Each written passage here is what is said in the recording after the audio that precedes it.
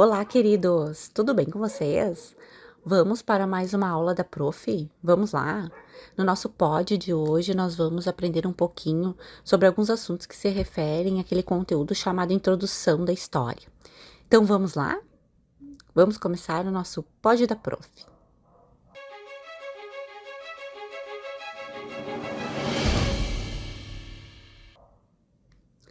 Muito bem, queridos. Nós começamos a nossa aula com um conceito bem básico, mas muito importante, que é o que é história. Então, história, nós já sabemos que ele é o estudo das ações humanas num determinado tempo e espaço. Esse espaço com referência a lugar, tá? A lugar, a território, para conhecer o passado, compreender o nosso presente e projetar o nosso futuro. Em que sentido, né? Não basta para nós conhecer fatos históricos que se passaram muito tempo, né? Simplesmente por conhecê-los. Nós precisamos tentar fazer a partir deles uma reflexão, uma análise crítica e ver em que eles contribuem para a compreensão da nossa realidade. O que a gente pode tirar daí? Então, por isso que um conceito de história que eu gosto de adotar é justamente esse, né? É o estudo das ações humanas no tempo e num lugar para conhecer o passado, conhecer o nosso presente e projetar o nosso futuro. Em que sentido, né? Então, eu só consigo fazer um futuro melhor, uma nação só consegue ser um pouquinho melhor a partir do momento que ela sabe identificar as causas daquilo que ela não gosta enquanto nação. Então, nesse sentido de projeção de futuro, de mudança, não é? Muito bem. Além do conceito, nós estudamos também os sujeitos. Nós vimos os sujeitos, quem faz a história. Por muito tempo, quem escreveu a história se dedicava basicamente a fazer a história de reis, rainhas, imperadores, generais, estudar grandes fatos históricos, não é? Mas nós vimos no decorrer dos nossos estudos que não é somente esses personagens que fazem a história. Com o passar dos anos, os historiadores foram então abrindo um leque muito grande de sujeitos históricos. Então, hoje, o sujeito da história, quem faz a história, o escravo, o indígena, o operário. Então, são inúmeros agentes históricos, não somente esses indivíduos que ganharam notoriedade ao longo do tempo. Então, sujeitos históricos são agentes, são pessoas que, dentro de um contexto histórico, contribuem, então, para esse fazer da história. Outro ponto importante que nós destacamos aqui é justamente a questão das fontes. Quando um historiador vai se dedicar a uma determinada temática, ele não vai tirar as coisas da sua cabeça, né? Não vai tirar, não vai sair inventando fatos históricos e argumentando em cima de uma criação, de uma fantasia. Não.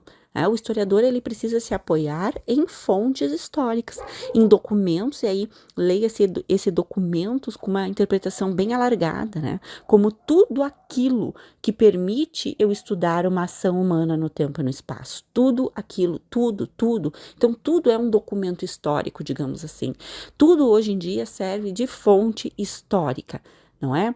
Então, nós temos as pirâmides como fontes históricas, nós temos um documento oficial, um documento escrito, né, um documento produzido por uma instituição, então aquilo ali também é fonte histórica. O relato de um avô de vocês contando sobre a família de vocês, então é um relato oral, é um documento oral que serve como fonte da história da vida de vocês ou daquilo que vocês estão pesquisando, né? Então perceba que nós temos aqui um alargamento. Então fonte histórica é tudo, não é só um documento escrito, produzido por um governo, por exemplo, tá? Então guarde bem isso. Nós temos, então, como exemplos, fotografias, vestuário, os monumentos, uma dança, um conto, mito, né? Então, perceba que nós temos aqui um alargamento nessas fontes históricas. Outro ponto importante dentro desse assunto da introdução da história é no que se refere ao tempo. E nós, basicamente, sintetizamos em um tempo que se refere aos fenômenos naturais, então o dia, a noite, o movimento da lua, do sol, é um tempo, na verdade, regulado pelos fenômenos da natureza, não é? É um tempo cíclico. Agora é tempo de plantar, agora é tempo de colher, né? Quando não é tempo de colher nem plantar, nós vamos construir o templo, nós vamos fazer uma ponte, nós vamos melhorar aqui o espaço em que vivemos, tá? Além desse tempo dos fenômenos naturais, né, nós temos também o chamado tempo convenção. Então, esse tempo convenção aqui nós vamos referir aos calendários. Então, nós precisamos atentar para o nosso próprio calendário, né? Nós utilizamos um calendário que se chama calendário cristão. Esse calendário que nós utilizamos, ele foi criado lá no século XVI pelo um papa chamado Gregório XIII. Então, veja, se convencionou uma série de datas, quando que termina o ano, quando começa, quais são os eventos que eu vou colocar, eventos significativos dentro desse calendário, e nós, por termos um calendário cristão, nós precisamos lembrar, né, que os fenômenos que dizem respeito à vida de Cristo são marcadamente fortes aí, né? Nós temos, então, o domingo de Páscoa, nós temos a Sexta-feira Santa, né? Então, são fenômenos, são dias, são datas relacionadas à figura de Cristo. O Natal, né? Então, também temos, não é? Então, esse é o nosso calendário, porque estamos no ano de 2023. Bom, meu calendário é cristão, então significa que faz 2023 anos que Cristo nasceu. Esse é o marco inicial. Então, houve uma convenção, um acordo, uma convenção, para que se ficasse definido, então, a partir de onde a gente vai começar a contar o tempo, né? Então, os calendários são convenções. Grupo de pessoas se reúnem e decide qual é o evento que é marcadamente importante para nós, e a partir daí a gente começa uma nova era de existência, tá? Digamos assim. Então eu tenho o calendário cristão, cujo marco inicial é o nascimento de Cristo. O calendário judaico, a criação do mundo. O calendário islâmico. Temos aqui a fuga de Maomé da cidade de Meca para Medina no ano de 622. Então, esse é o marco inicial. A partir desse evento, eles recomeçam a contagem da sua história, da sua existência, tá? Além disso, nós fizemos uma observação que os tempos históricos, eles variam conforme a sociedade analisada, e um tempo histórico pode ser diferente em um mesmo tempo cronológico. E tu vai pensar nisso sempre no ano de 1500, é um exemplo que eu te dou. Ano de 1500, o que eu tinha? Eu tinha Portugal, então uma sociedade, a portuguesa, desenvolvendo as grandes navegações, atravessando o oceano, chegando em novas terras. Em 1500, eu tinha uma sociedade asteca aqui na América, uma sociedade asteca muito desenvolvida, cobrava altos impostos dos povos subjugados, fazia oferendas a seus deuses, né? Oferecia animais e pessoas em sacrifício aos deuses. E eu tinha em 1500 também aqui os indígenas no Brasil tendo a sua cultura própria, o seu desenvolvimento. Então perceba que o tempo cronológico é o mesmo, 1500.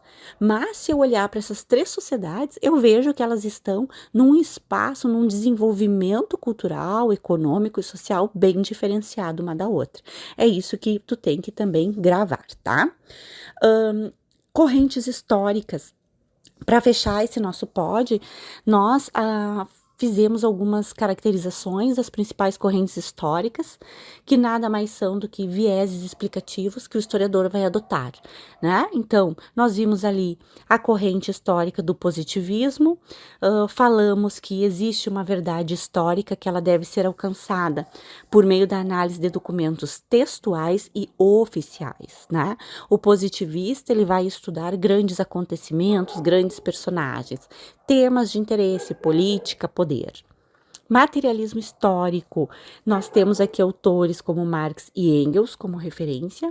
Análise das condições materiais da existência e reprodução social dentro de um contexto bem peculiar do século XIX, né? Então, eles vão estudar o trabalho, a sua exploração, a mais-valia, questões de propriedade, lutas de classe.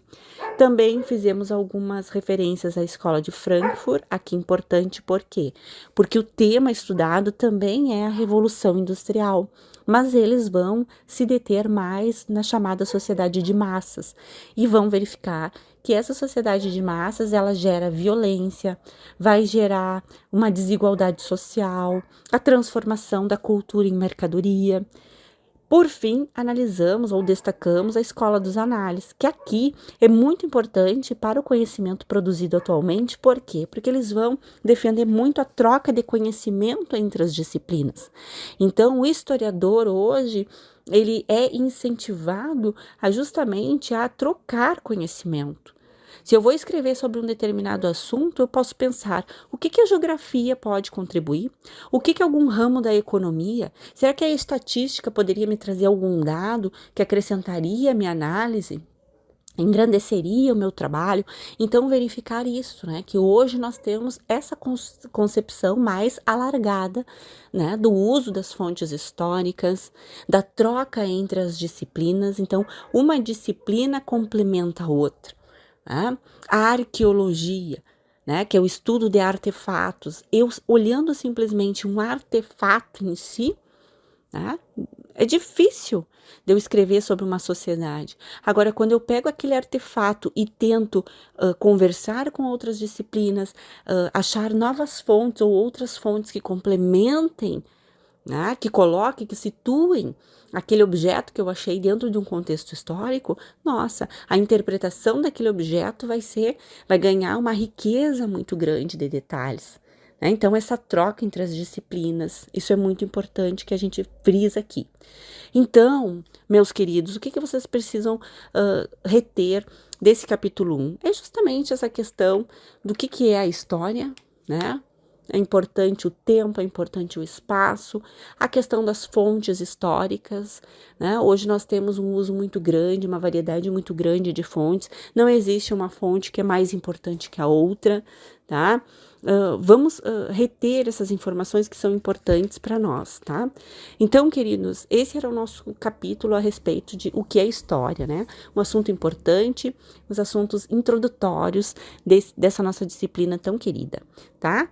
Fiquem bem e até o próximo Pod da Prof. Tchau, tchau!